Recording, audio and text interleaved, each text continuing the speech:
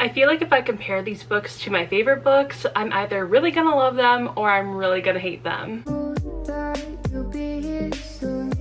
So I decided that I wanted to do a favorites video, but then I also really wanted to predict some of my 5-star reads. So I figured that I would combine those two ideas into one video and see if it ends up working. So there will definitely be a part 2 to this video at some point where I read all of these books and see if I ended up picking them well. But for now, we're gonna go through this entire stack and figure out which books I'm going to predict as my 5-star reads. So my first favorite from this stack is Incendiary by Zoraida Cordova. And last year I absolutely fell in love with this book so hard. I have 4 copies of this book. I know. I don't remember which edition this one is. It might be Fairy Loot, it might be Owl Crate, it might be Fake Crate. I honestly don't know.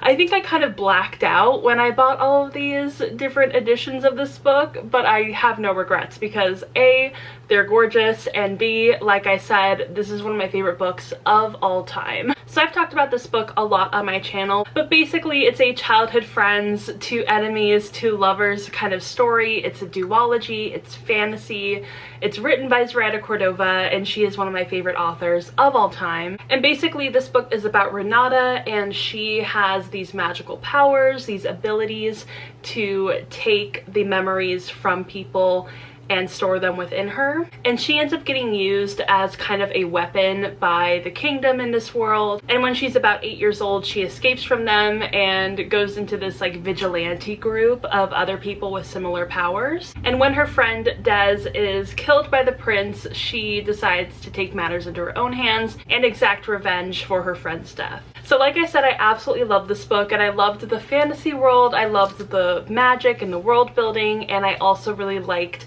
the enemies to lovers romance. So the book that's in my collection that I think is going to be the most similar to Incendiary is probably going to be Shadow of the Fox by Julie Kagawa.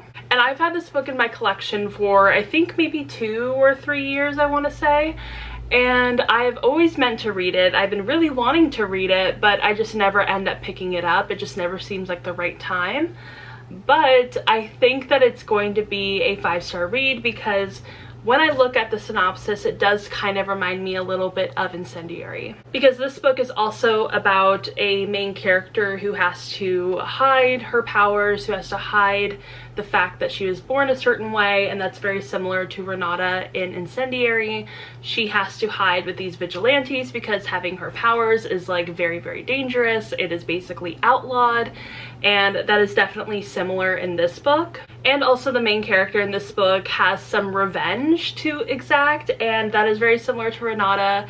And then there's also a seemingly enemies to lovers relationship as well in this book. So I think that they have similar aspects to where I'm going to enjoy both of these books, and hopefully this will be another 5 stars because I've really liked Julie Kagawa's books in the past. Like in high school, I read her, I don't know what the series is called, the Iron Fae series, and I loved those books so much. I still have them, and I definitely want to do a reread of them at some point, but like I said, in high school, I loved her books, so hopefully this will be another 5 stars. My next favorite book of all time is The Invisible Life of Addie Larue by V.E. Schwab, and this book just gives me all of the feels. Seriously, every single one of them, it's there. I just love this book so much. This book wrecked me in a way that no other book has wrecked me before. It was harrowing. It was just such an emotional experience for me, and it definitely changed my perspective in so many different ways. And I think one of the things that I loved about this book specifically was the way that Addie had to interact with the world around her when she was basically cursed with living forever and being forgotten by everyone. And I thought that was a really interesting perspective in this book, and seeing the way that Addie is able to leave her mark on the world and influence people, especially through art. and that was definitely something that I really, really loved about this book.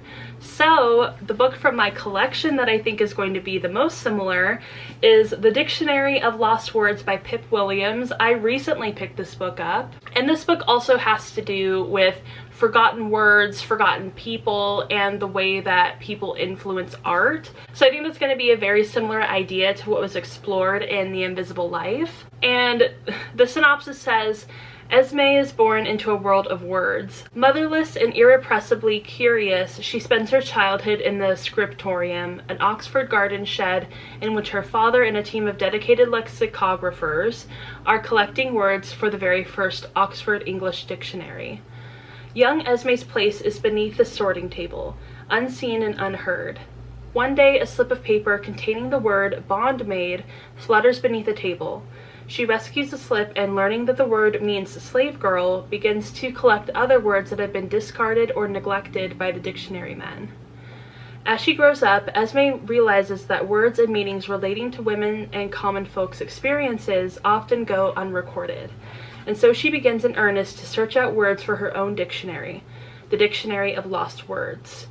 To do so, she must leave the sheltered world of the university and venture out to meet the people whose words will fill those pages. Set during the height of the women's suffrage movement and with the Great War looming, the Dictionary of Lost Words reveals a lost narrative, hidden between the lines of a history written by men. And it also says that it is delightful, lyrical, and deeply thought-provoking. And those are definitely words that I would use to describe The Invisible Life of Addie Larue. So I feel like these are definitely going to have similar themes to explore. And I really hope that I end up absolutely falling in love with this book. I need a little coffee break.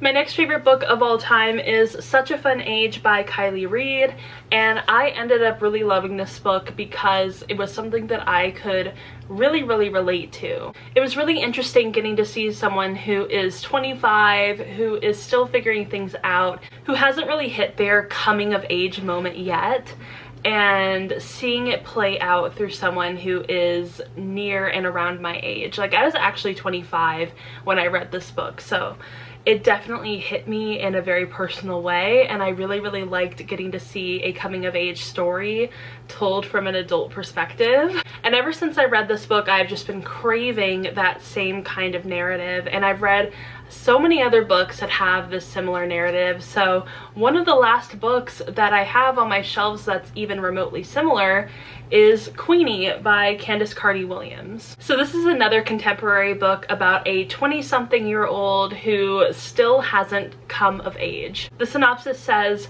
her boyfriend has asked her to leave their apartment. Her boss doesn't seem to see her. Her Jamaican British family doesn't seem to hear her. Her best friends try but fail to help her. Queenie is in a spiral. As she careens from one questionable decision to another, she finds herself wondering, what are you doing? Why are you doing it? Who do you want to be? All of the quandaries today's woman must face in a world trying to answer them for her.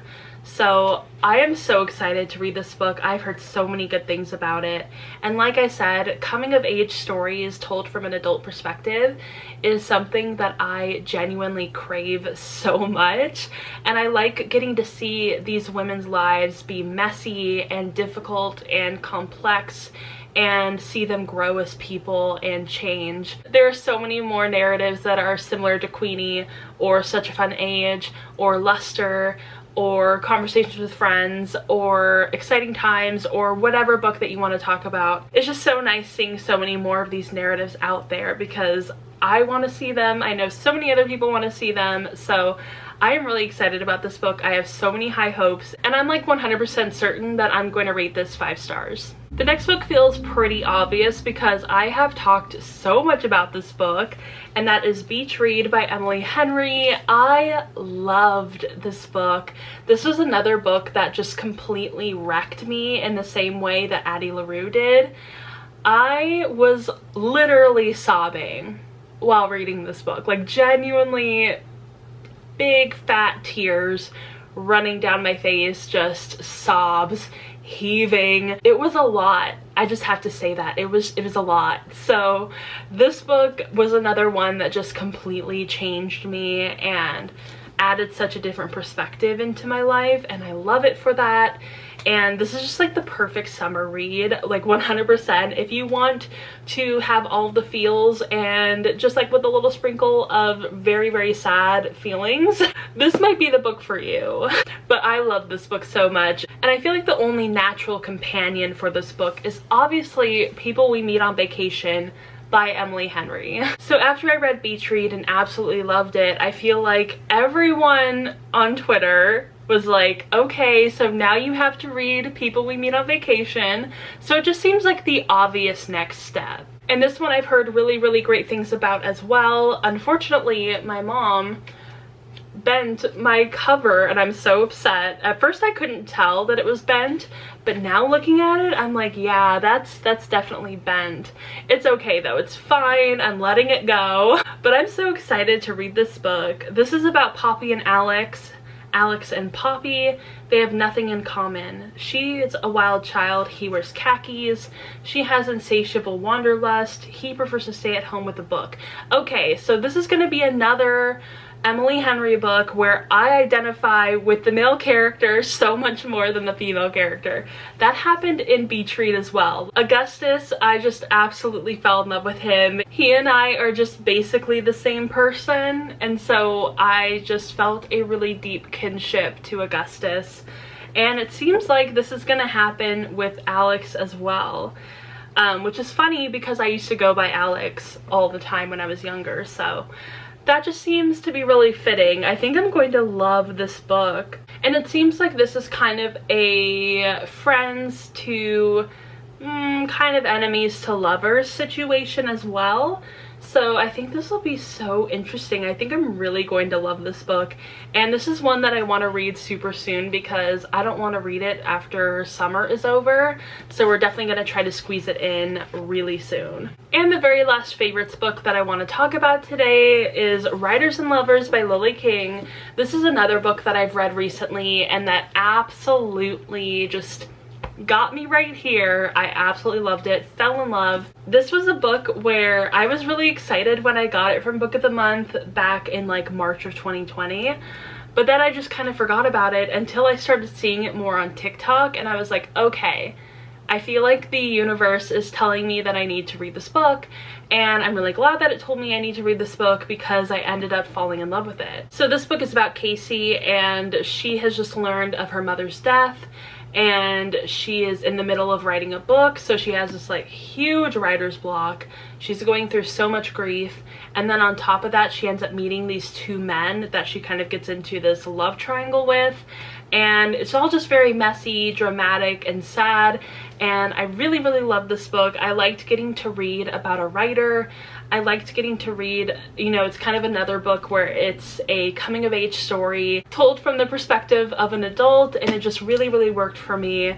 And I love that it was set in the 90s as well. That was just so much fun to read. So I really enjoyed this book. And the book from my collection that I think is going to be the most similar is Ghosts by Dolly Alderton.